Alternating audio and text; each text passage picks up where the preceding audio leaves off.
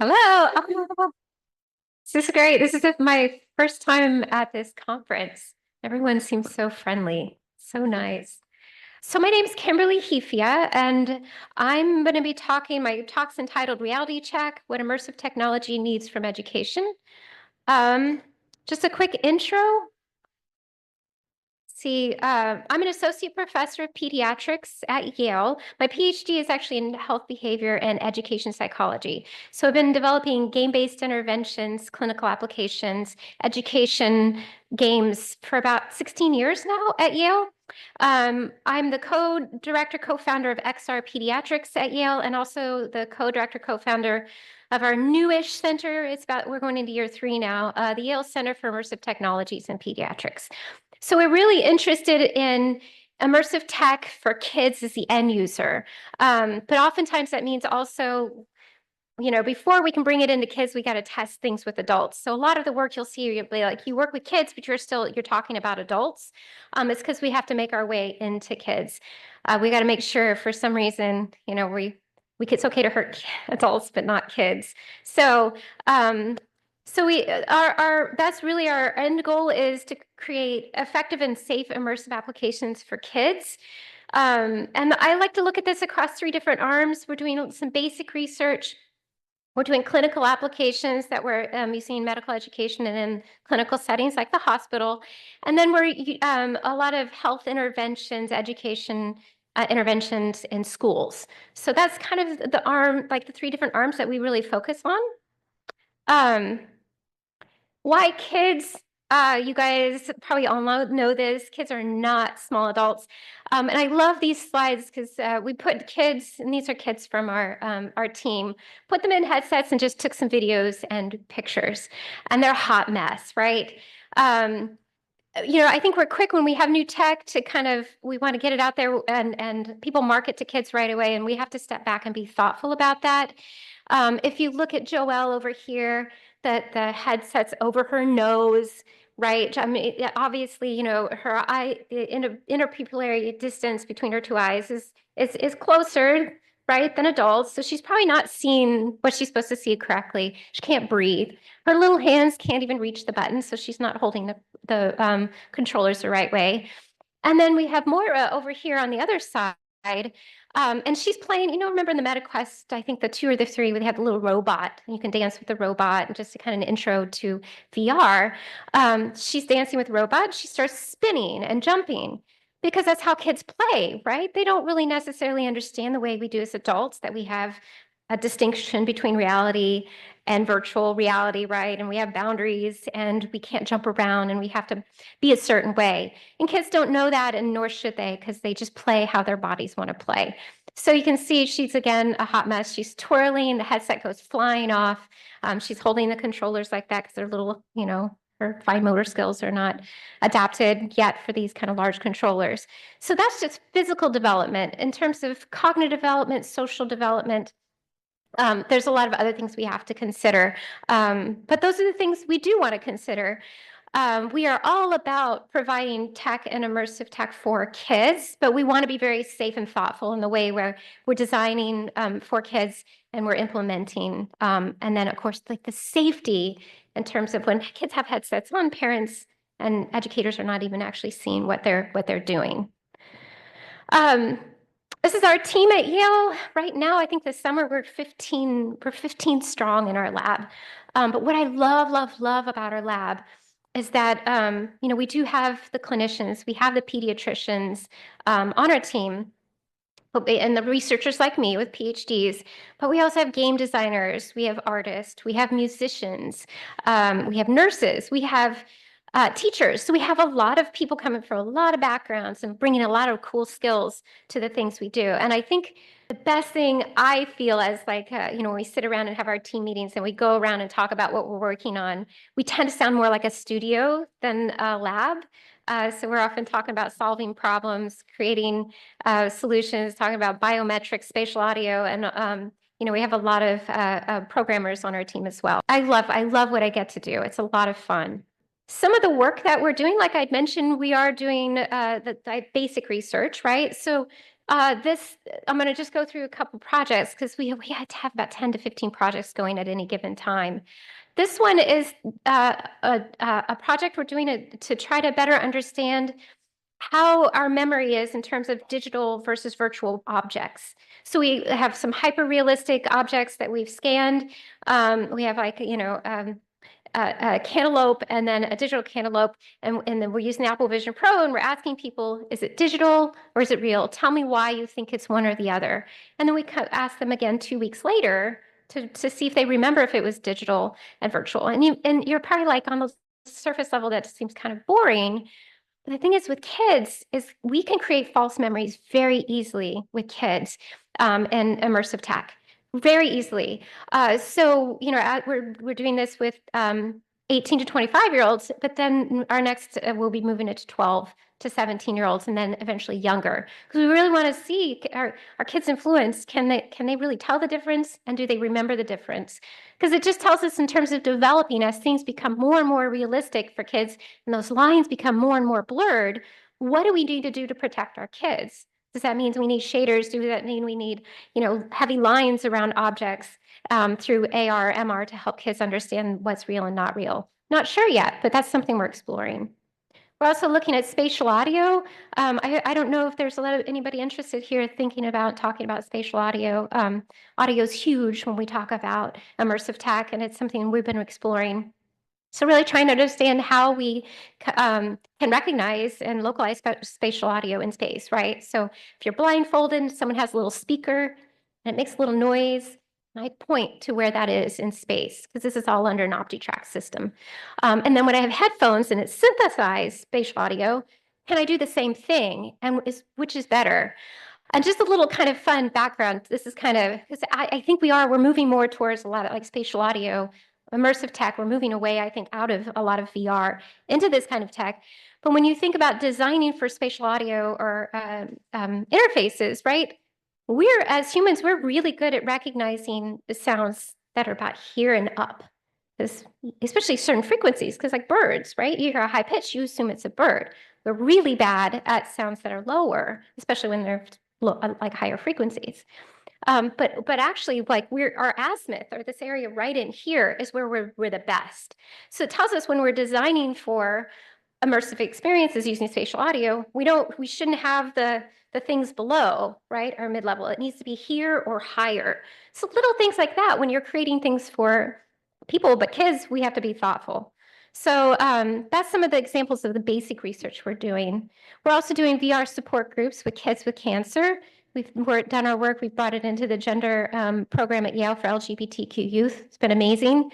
We're also now moving this into adults with GI and breast cancers. We also, in terms of clinical application, we have an app where psychedelics. I know everybody's doing psychedelics, not literally, but in VR. And but this uses mixed reality. And what we're doing is looking at EEG. So we have a lot of EEG readings of people on ketamine, and we've got an MR experience where we can adjust those visual and auditory experiences to try to match that EEG wave. So trying to see if we can actually replicate ketamine in your brain through EEG, through visuals only.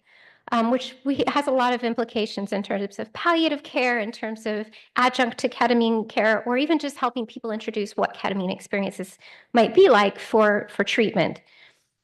We do a lot of work with using headsets that are screen-free. This is a MetaQuest 3 that doesn't have the visual piece to it. And you might see, why are you doing that? We're really interested to see if we can create immersive experiences that are based in hand tracking, and spatial audio when you don't have the visual field. We do a lot of work with biometrics, and this is a good example. I can't get into all of these, or I'm run out of time. Alcohol harm reduction intervention for college students. Invite-only VR. This is a marijuana vaping prevention, emotion regulation, healthy coping skills game. We've been working on this since 2019. We just got an NIH-funded R1 don't know how we did that, to bring this to 1,300 kids across Connecticut and Massachusetts. So we'll be in schools again. We've been doing this for years, next year, to see if this game creates any sort of behavioral change. Cutie is a game around NICU, infection prevention in the NICU for NICU parents, because, you know, we all know how to wash our hands, right? But what's happening is these tiny, tiny little babies, parents are washing their hands, holding their baby, and then they're picking up their nasty phones to like text or take pictures. And so it's a real problem. So we've been working with the NICU at Yale for this. And then Year of the Cicadas, I'm going to talk hopefully a little bit more about this at the very end, because, you know, I'm just hoping to get people to know about this game. It's a virtual reality experience around grief and loss of a child, and what that looks like over time. And it's bookended around the emergence of the cicadas in 2004 and then their return in 2021. And that game is just now coming out, so I'm going to give a little information on that one. And then again, using biometrics. I say biometrics, but I probably mean more physiological data to see if we can assess substance use risk before kids ever use a substance. So if we can use eye tracking, heart rate, skin conductance, kind of gathering that information while kids are exposed to a game, if we can pick up markers that are showing their intentions to use. And then we can use that information to adapt the intervention based on what kind of tier they're in. So that's some of the work that we're doing. But what I'm going to really focus on today is a survey that we did with the state of Connecticut, the Department of Education. They commissioned us to do a survey with public high schools across Connecticut, to learn about how high schools were using VR, like who's using it, how it's being used. A lot of that, we really got to make up the study, how we felt, how we saw fit, which was really great. But that's what I'm going to focus on for the rest of my talk. And I'm hoping to leave some time so we can really dig in, because I think you guys are going to have a lot to add to this. So why this study? Obviously, I think Connecticut was saying, when we think about money and technology and what we're putting into education, are people usually using VR? I'm sure, people have heard that it's great, but is it actually being used in schools? Who's using it? How often are they using it? What software, hardware is being used? What are those barriers and facilitators, right? That's influencing whether VR is being adopted and implemented. Exploring deeper educator perceptions regarding just the educational value of VR and the practicality of VR. And then, of course, recommendation strategies, which was the whole purpose, right, of this is the state of VR in public high schools in Connecticut, and these are our recommendations for policymakers. So that was the goal of the study. And if you're wondering why we only focused on VR, it's because we just had to pick one, right? And I think we were really interested in head-mounted displays, because AR can be anything from Pokemon Go, right, to Zoom filters, to Instagram. So we really wanted to really try to hone in on VR using head-mounted displays. So what we did was mixed methods, of course, meaning that we did a quantitative survey and qualitative interviews. There are 181 Connecticut public high schools. Even though this was mandated by the state, we got about a 60% response rate. 109 schools responded, and it was a lot of work. And I totally understand too, in terms of things that are important, right? And in terms of public high schools, this was probably just at the bottom of the list for many of them. And that's okay. I think we did good with 109. Again, we did the quantitative survey. This was between May and October of 2024, so it's not too long ago. It's pretty relevant. And then the qualitative interviews, what we did was we handpicked 19 educators and administrators that we knew were using VR in the schools from the survey, and then we talked and met with each of them to better understand more about what we were exploring. So again, 109 schools. Most of the respondents to the survey were the administrative leaders, because what we did was we sent it to the principals, principals and assistant principals, and then asked them, either can you answer this or delegate somebody in your school that can answer it for you that may have this information. So it's about 7% were actually teachers and academic staff, but these were very broad questions around, using VR in schools. But then we were able to go deeper with our interview participants. So we had some really interested principals and assistant principals that actually took this initiative on, even as a principal. Library media specialists, this is where we see a lot of VR being kind of the champions, are those librarians and media specialists. Technology directors, and then of course, teachers. So kind of the big picture, about 32% of Connecticut public high schools at the time of the survey were currently using VR. So it's about 34 out of the 109. And we did some fancy math to try to estimate, across Connecticut, and it's still around around 32%, even if we included the schools that didn't respond. About 60% of these schools have limited devices. So when you have 32% of the schools using them, most of them only had 1 to 5 devices in their schools. And they weren't using them very often. About 44%, they used them less than once a month. But I mean, the exciting part is that you can see the number of devices that they have in schools versus what their ideal number of schools or ideal number that they wish they had. You can see that kind of gauges some of the excitement. Like we may have a couple, but we wish we had more. Except that it kind of changes there at the end where people do have a lot of devices and wish they only had a few, which I found interesting. How is it being used in the classrooms? Overall, most people talked about using them for virtual field trips. And that makes sense, right? Those are easy to find. They're well vetted. You could use them in social studies, history. There's a lot of easy connections with virtual field trips. Some reported having specific academic content, at 35%, and a third of them were using them also just for engagement and fun. And this is also what we found when we brought them into schools too. We had a lot of educational content, but they were often used by the schools for rewards. For kids, if they got their stuff done early, they could go down the media center and take them out. Let's see. The types of headsets, I thought this was interesting. The majority were the HTC Vive Pro 2, right? That was kind of interesting. And the second was Google Cardboard. And then we're seeing the Meta Quest, and then some PlayStation VR 2, right? But I was really surprised. I honestly thought when we think about the Meta Quest, those usually are about 85% of headsets that are currently used in the population. So I assumed everybody was having that. And I probably don't even need to talk to you guys about the barriers around bringing in MetaQuest headsets into schools because of the data privacy, having to have your own MetaQuest accounts and it used to be Facebook accounts, and then it was the Meta accounts to log in. So there are limitations in some schools right off the bat are like, we can't have them in the school at all. So they were looking for other alternatives.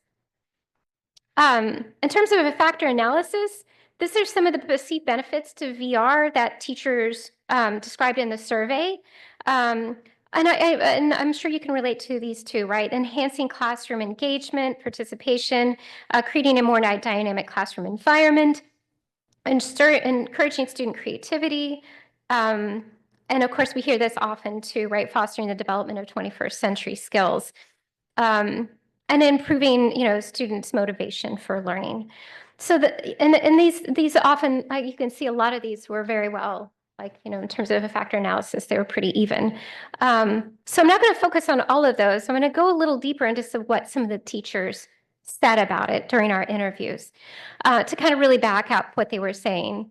And I have a professor, my old professor, she was my master's and my dissertation chair. And she used to have this sign on her wall in her office, and it said, "We live in stories, not statistics." And it is so true, because I'm throwing all this out here, but let's hear what educators are actually saying, because that's the stuff we're going to walk away and we're going to relate to better. So increasing student engagement and motivation was the most requested activity from our students. More than half of the school was like, I want to do that all day. Enhanced learning through immersion. It takes you to places you could never go. A student can walk through a heart or dive into the ocean without leaving the room.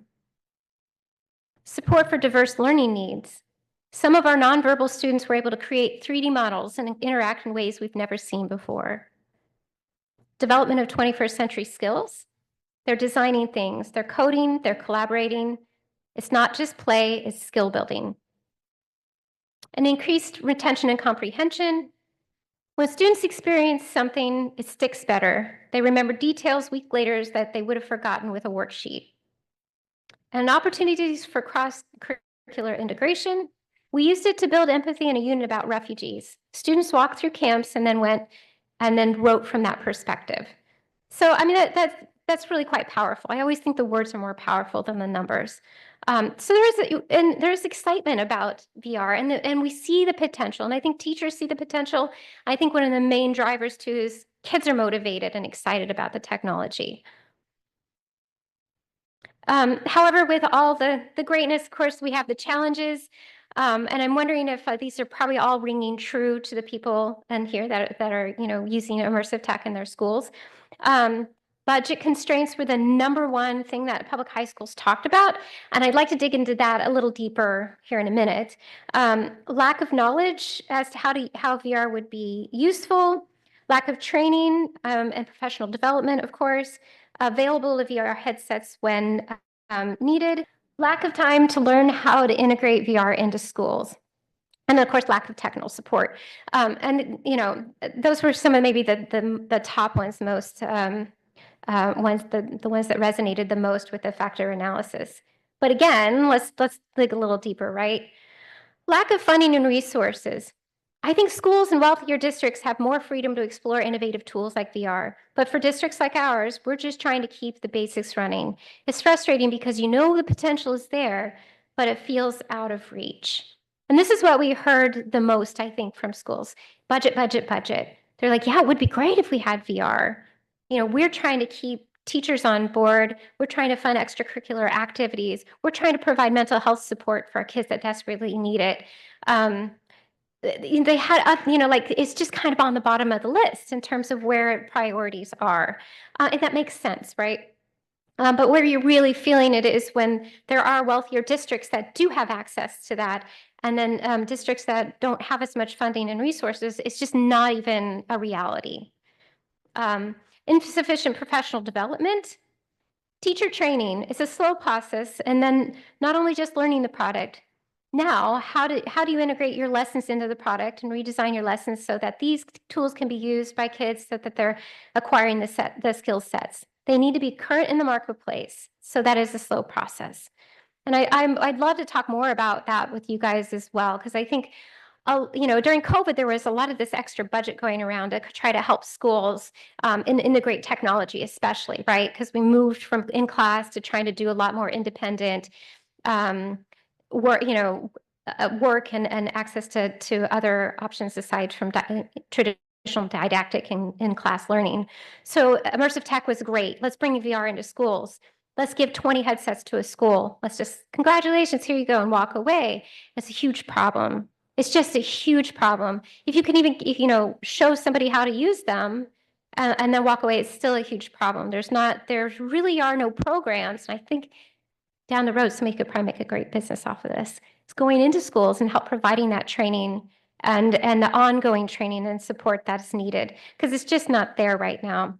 But you add that into not having enough devices, right? We only have 5 headsets for the whole school. You can't teach a whole class like that.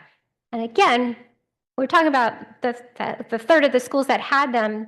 Most of them, 60% only had one to 5 headsets even in their school. So not having enough devices is another big challenge. Access to it. If you've got the headsets in the library, everybody wants them. There's no real spontaneity to just going down and grabbing them. You have to plan it out. You have to make sure nobody else has them.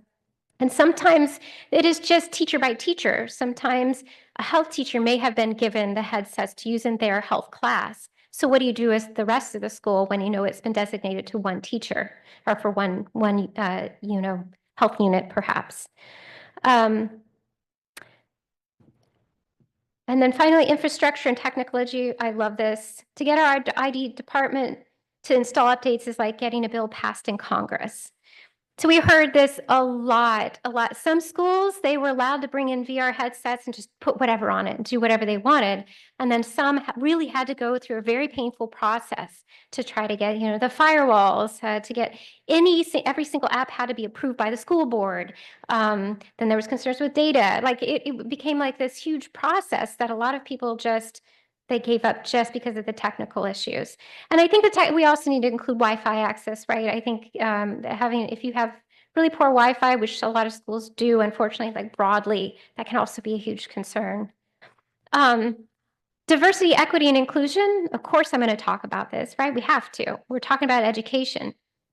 The wonderful part when we were talking to schools is that they really viewed like these VR headsets as being an asset to diverse learners, right? They really felt like, yes, those with diverse learning needs or special needs, right? They also have equal access to these headsets. They will benefit from using the technology. They truly believe that the accessibility features in VR devices would help cater to students with diverse learning needs. So this is really great, right? Like there is this idea that we all learn differently and that VR can be a way to support that for our diverse learning.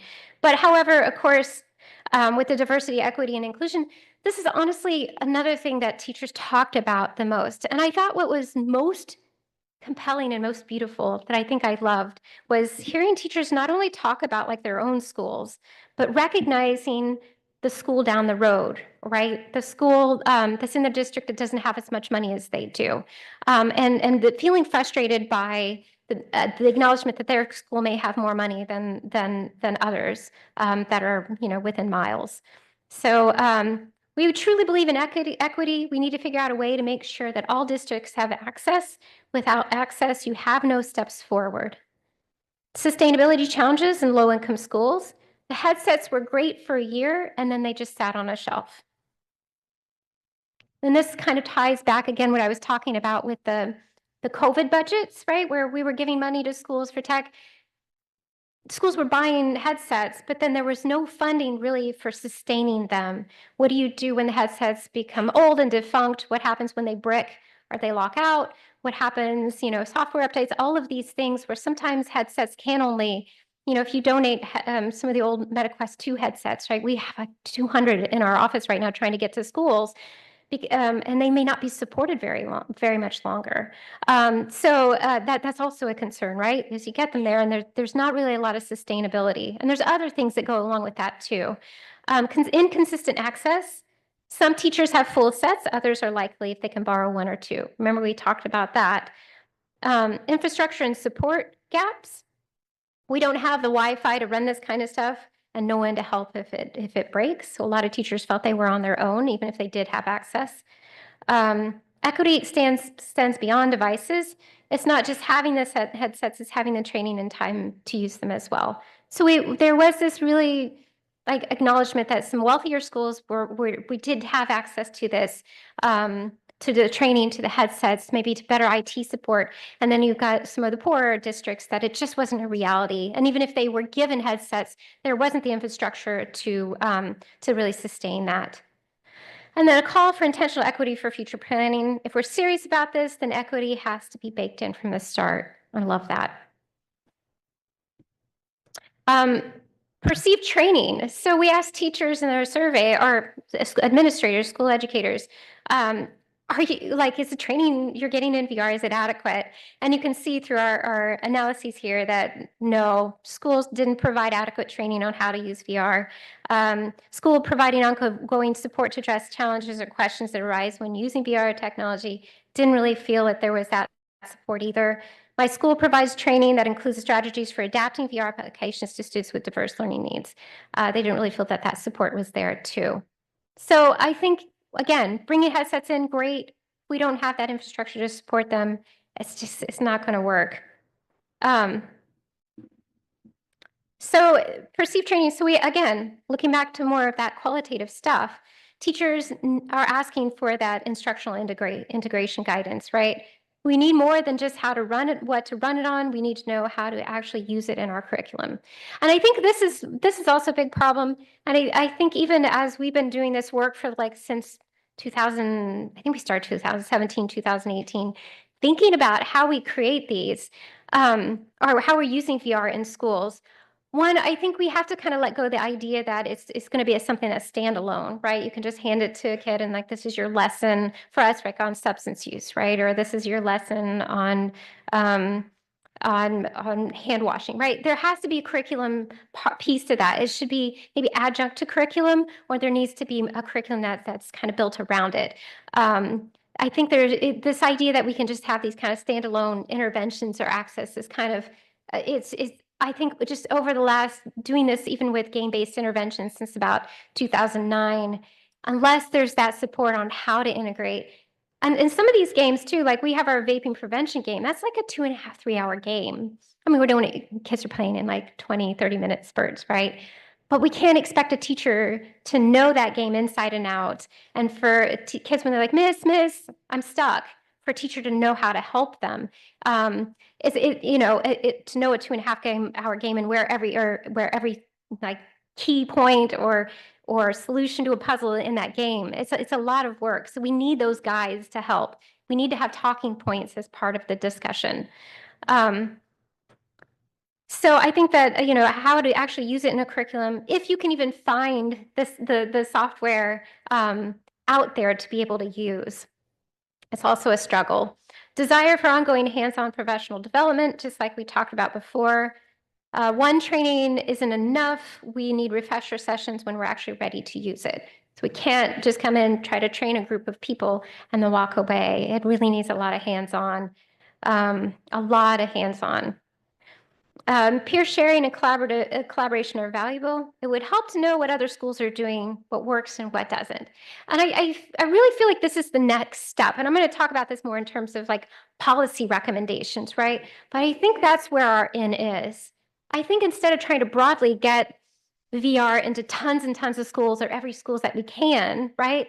Maybe we just need to start with a handful and do it well and do it right, and have educators help us create that curriculum, help them help us design the teacher training, and then we do studies and we follow this and make sure that's sustainable, all the pieces that we need, and then we move into a few more and a few more and a few more, and we adapt as we go. I think this broad kind of implementation of VR is maybe not where we're at yet. Let's see, asynchronous resources. Having short videos or examples we can watch on our own would be helpful. I don't really know, does YouTube have a lot of those, right? And every software, every device is different too. So that's a lot, but maybe we can do this, like I said, for school by school basis, right? We have some sort of infrastructure there. And lack of time is a major barrier. I don't know how we're going to ever solve this problem for teachers, but teachers barely have time to prep for all the things that they have to do. And then we have kids they need a lot more attention maybe in the last few years than we've in the past. And our teachers are stressed. There's so much on them for a lot of things. And then we're kind of throwing, hey, there's this cool tech out here. Get to know it, use it. A lot of teachers just don't have time. So how can we make that as easy and effortless as possible? How can we create the system for implementation and that works and works well? So this kind of brings me to like our discussion here. Teachers as gatekeepers, right? Kind of the overall arching, kind of theme that we're seeing here is that even when the headsets are available, right, use depends individually or heavily on the individual teacher. Their motivation to use it, their confidence in using it, and their perceived value of it. I've talked to so many teachers that are just like, where do I find the curriculum? How do I integrate it? What do I do?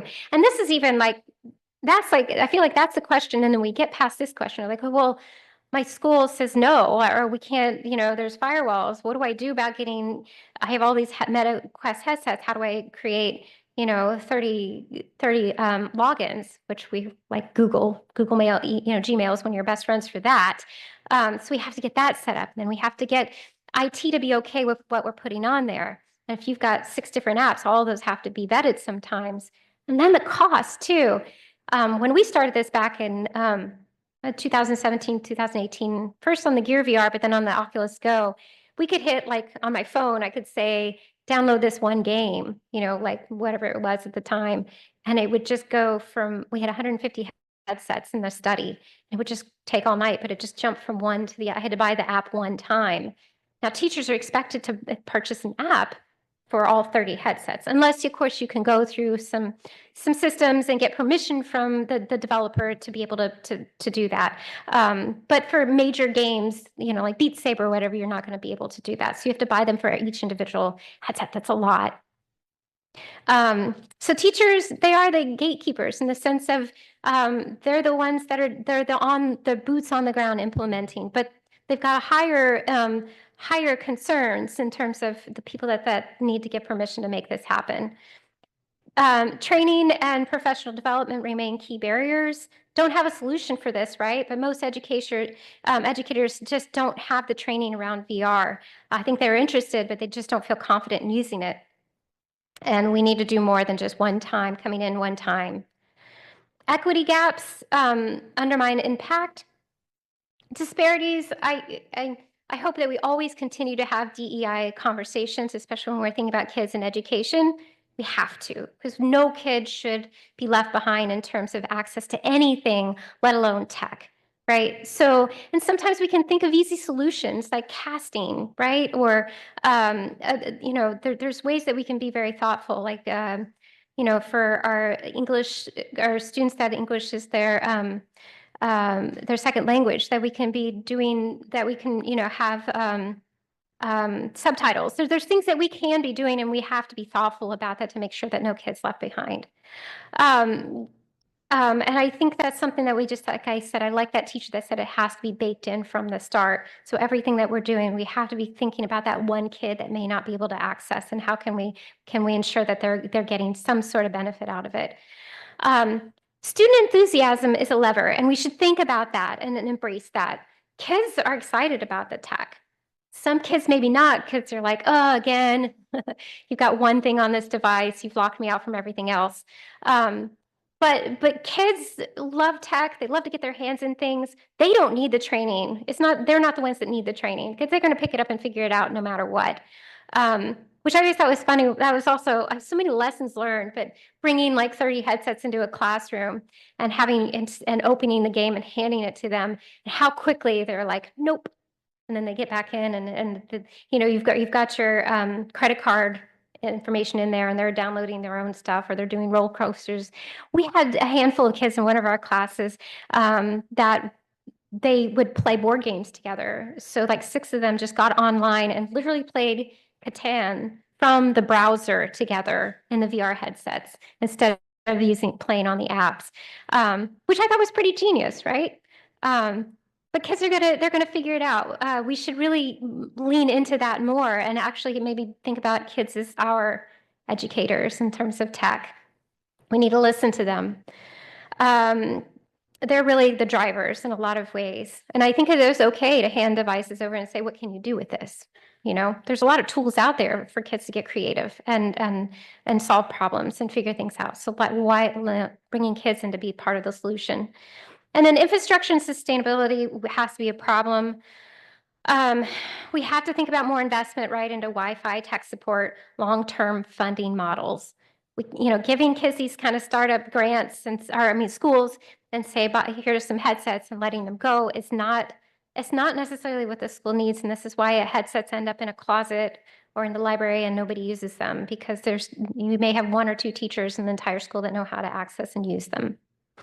And then, of course, this is a whole talk on its own, right, about a need for clear aligned content. I always have teachers email and asking like, well, what can I do with these headsets? Or what kind of curriculum, what could I do for that? And like, oh, no, that's not an option because it's going to cost me a lot of money. I don't have any money. So trying to figure out how we can have curated content for teachers to use. And when I say that, it even becomes like a whole other level of, right, oh, is it going to run on this device? Is the device too old, right? Is the software, because curriculum is always updating and changing too. Like it's a beast. It's a lot. You're asking quite a lot from teachers coming in with headsets to figure this stuff on their own. But we could really reduce, like if we did have some sort of repository, reduce that cognitive load that we're putting on teachers. And this all just brings us back right to this diffusion of innovation, how VR adoption fits into kind of this model, right? The theory, and I know I'm sure you guys know this, innovation is spreads across 5 categories. You have your innovators, those early folks that are jumping in right away. Maybe when it's, a very new headset and there's maybe limited content, but they're jumping in right away and seeing how they can bring it into schools. Your early adopters, those that attempt and try to bring VR in.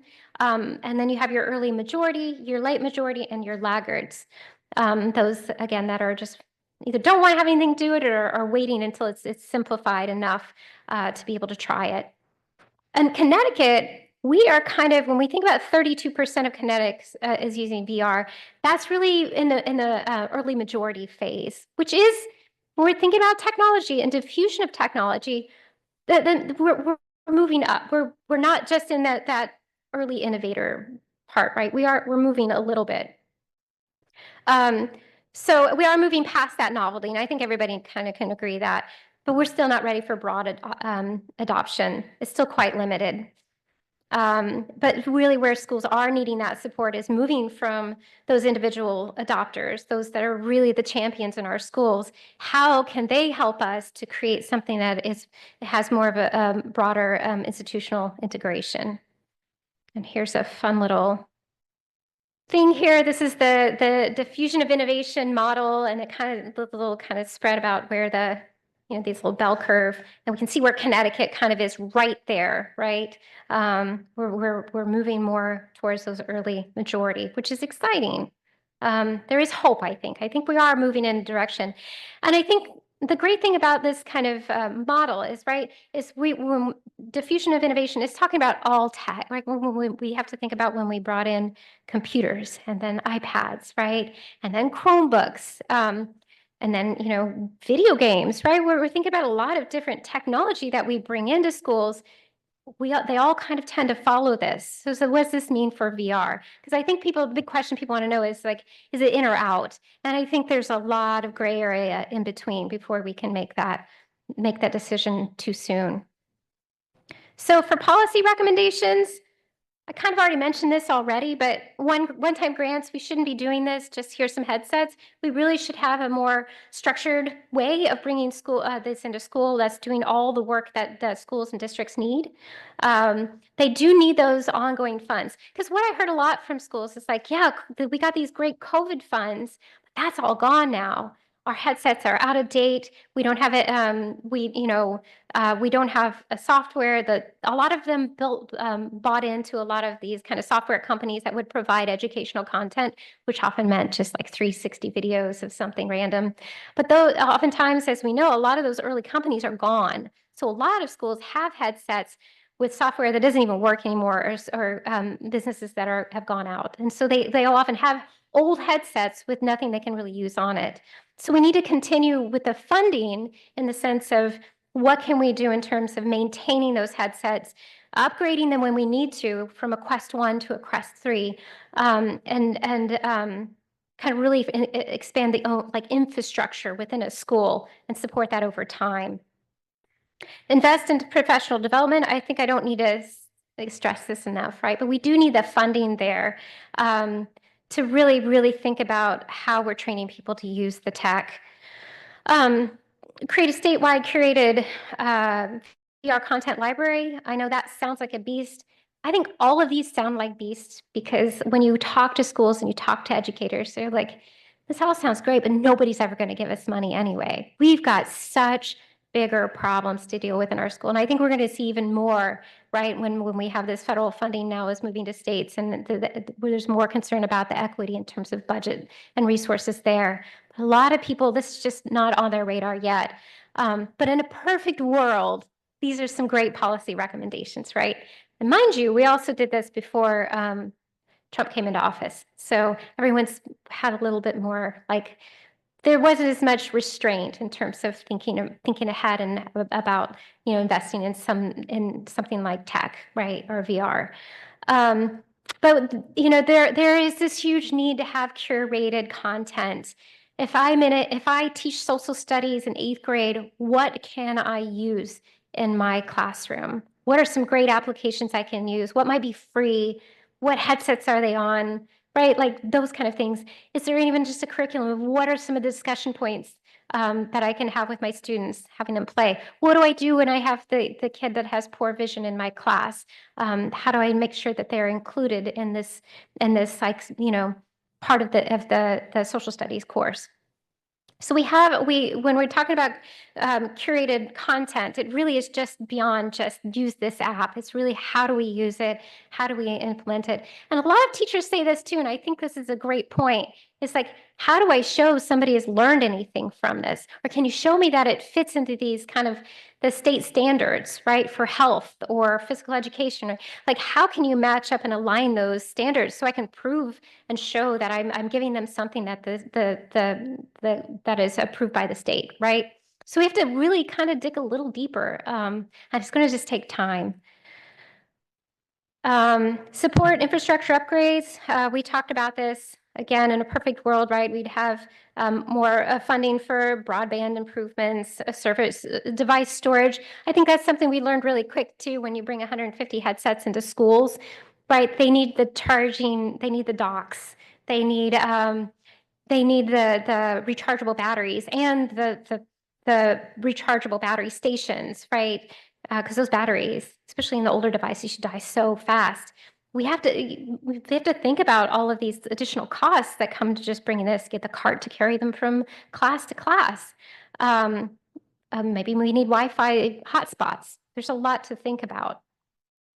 Promote class district collaboration across disciplines. Encourage regional networks to share VR implementation strategies. Again, I think that we really need to think about working not working in isolation so much.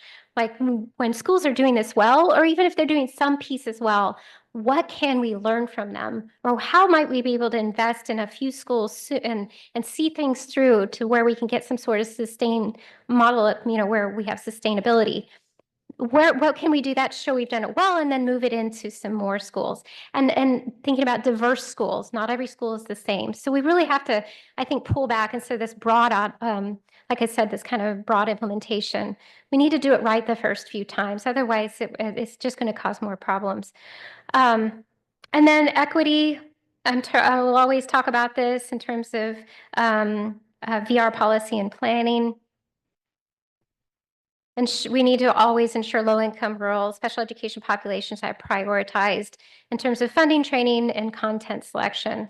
There are a lot of ways we can adapt content and to ensure kids are not kept out, but we have this bigger picture too of some schools are just funded better than others, and what do we do about programs that just will never have this? Does this mean working with public libraries?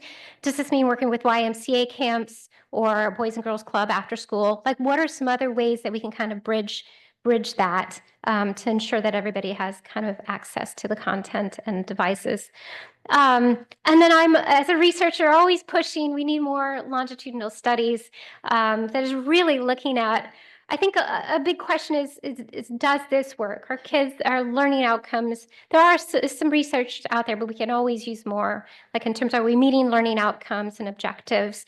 What does this look like over time in terms of an implementation study, right, when we bring them in and we look a year or two out. This is another one of our projects, kind of to end. I only have 5 minutes, but I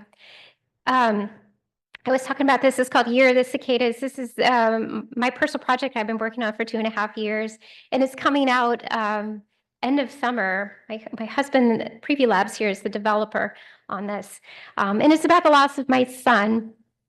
and 20 years of grief over time. It's a really beautiful and important thing. So I'm just going to ask if you can check out the website and maybe follow along for when the game comes out next month. I've noticed that when you're in a lab and you build stuff and you create things, oftentimes we do it for research purposes and it sits. It's really hard to get things out in the world. You can't just like put it out on a website and hope people find it because nobody finds it. So I'm doing the hard part about like talking about it. So if you guys wouldn't mind like, checking it out maybe and seeing, this is more for, we're hoping to bring this into Yale medical education in the fall to help fellows and medical students better understand how to work with parents, kids in palliative care, parents that have lost a child, and to better understand the unique needs of that so they can be better clinicians and medical staff. So does anybody want to talk about this stuff? Does anybody have some thoughts? I'd love to hear. Yes. I was quite interested on teacher education. I'm sure, is it in Yale you have teacher education? Why are we not perhaps doing that at that stage before they go into schools? Yeah. And the other thing is I've worked for 15 years in outreach, university outreach, and we did a lot of work with kids. And someone was telling me about works they did with the coral reefs. It would be a lovely thing to do as part of that, which would perhaps get teachers more aware of the impact and the benefits, and overcome some of their barriers, perhaps. That's a great idea. Yes, I agree. There's some wonderful things out there, right? It's just, I think teachers don't know where to find them. And I think you're right. I think that we can't be sending this stuff out without having some sort of education and something to give. Yeah, the devices alone, the device is a platform, right? It's hardware. It's not the thing. I think oftentimes I'll hear people talk about this. I even read it in studies where people are like, virtual reality did this. It's like, no, the virtual reality is not the virtual reality. It's the thing on the virtual reality headset. And it's just interesting how people can't differentiate that still. Any other thoughts? I'd love to hear those that are bringing this or doing this on the ground. Thank you so much for sharing your work. Just one quick comment. So I do work with teachers down in Alabama, like rural schools. And we're doing an impact study with the schools over there. And what you shared in the earlier presentation, the teachers down there also surprisingly and resoundingly share the same thoughts. So I quickly want to highlight that first. But I was fascinated by the idea of creating a statewide like VR content library. And of course, this is an idea, so we'll figure out as we pursue this idea further. But one thought that came to my head was, more likely than not, like we are gonna have to choose like a vendor, right? Like it's not like standards where it can be written in text and then published in books. Like someone's gonna have to build it, and in the current landscape, we're gonna have to choose a vendor. Or are you thinking of like a multiple vendor but like compatible VR library situation? I don't know. I think that we need something. We need some sort of repository. I think, we did this report because this report was going to be handed off to Congress, right? And it was going to influence funding for Connecticut in terms of VR. And so I think that was our push of like, get us some funding for it to, if you want the schools to be bringing VR, they need some sort of repository. I don't know if I have I feel like I saw this I've been doing serious games forever, and I've seen so many people try hard to create repositories for serious games online, because it's the same problem too, right? Mac, PC, iPad. It's kind of a lot of that's the same problem. And people try, and I think I don't know the solution. I don't know what's going to work. This part is like, I think this is a career for somebody. If somebody wants to jump in, figure out how we can do this. I'm just limited. I'd love to, but I would love to learn how others are doing it too, because there has to be, that's the thing. People are doing this and we just need to find them and we need to learn from them instead of deciding how we're doing it, right? Like, how are they doing it in Alabama? There's got to be some schools that are doing it well. How can we learn and expand that? Any other questions or thoughts? Yeah. So first of all, I'm so sorry for your loss. I'm sure you. it must have taken a lot of you to implement this game, and I will definitely check it out. And for my question, I'm asking myself how much or how possible do you think is your perfect world if even Wi-Fi is such a huge problem in our schools, and obviously there are much more problems. Oh yeah. Like I said, this isn't a perfect world. You know, when policy, when they're like, what would you recommend for in terms of there's funding to the state of Connecticut, what would you recommend? That again, that's I feel like implementation. And I did a K for 3 years in implementation. And what I learned is implementation science is hard. It is hard work. And that barrier alone is like something, what do we do if we can't solve it? That's the question. I don't know if we have that answer yet, right? Like, yeah, we're asking schools to pull from funding, like, oh, just buy hotspots. And schools are like, we don't have money for anything. We've had to pull money from extracurricular, and you're asking me to buy hotspots. So, and service. So yeah, it's hard. This is all idealistic. But you know how it is when somebody's asking for, like, where should we spend our money? I'm like, well, look, to all the places. Give us money. I don't think they're going to. Thank you all.